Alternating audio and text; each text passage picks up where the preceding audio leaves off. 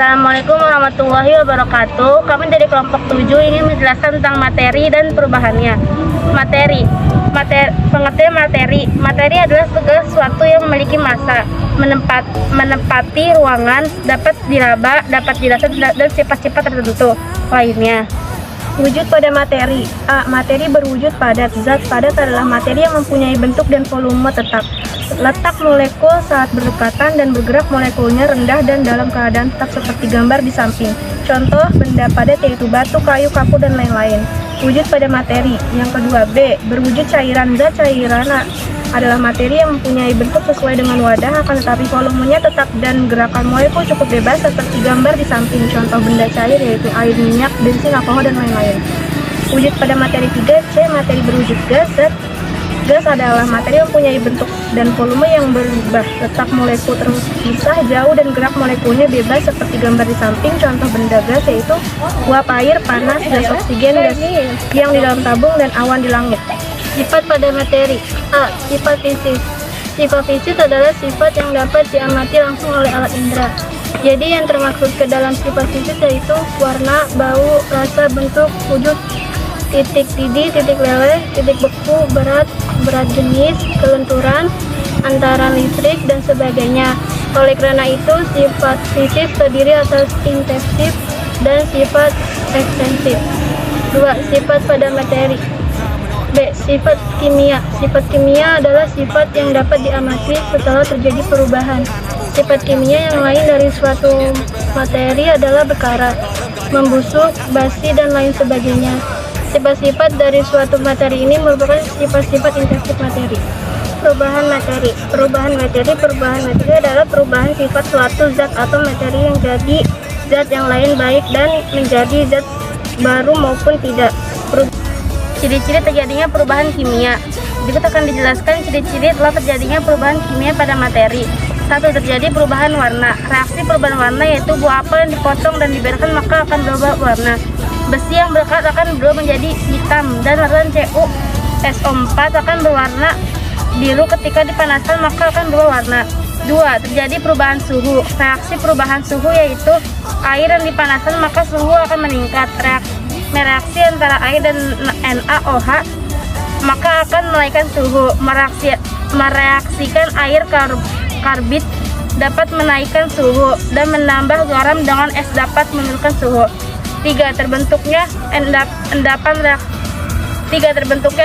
Reaksi terbentuknya endapan yaitu meniup air kapur akan membentuk endapan CaCO3. Mereaksikan natrium kromat dengan perak nitrat. Susu yang dibiarkan akan menghasilkan endapan. 4. Terbentuknya gas. Reaksi terbentuknya gas yaitu mereaksikan karbit dan air dapat membentuk gas. Mereaksikan kapur dengan HCl akan menghasilkan gas, dan mereaksikan logam seng dengan asam sulfat. Klarifikasi materi. Klarifikasi materi adalah mengidentifikasi segala sesuatu yang menempati ruang dan memiliki massa.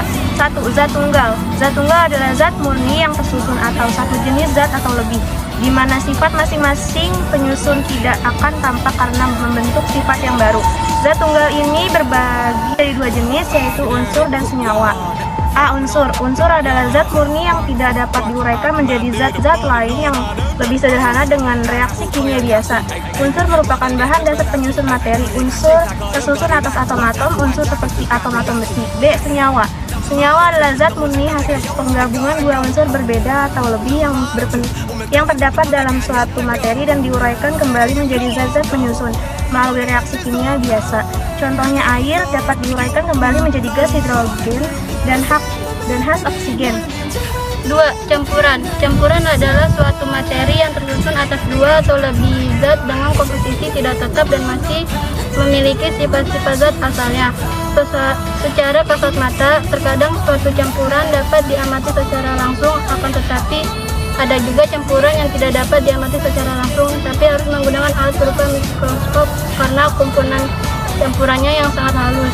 Campuran oni dapat dibedakan menjadi dua jenis yaitu campuran homogen dan campuran heterogen.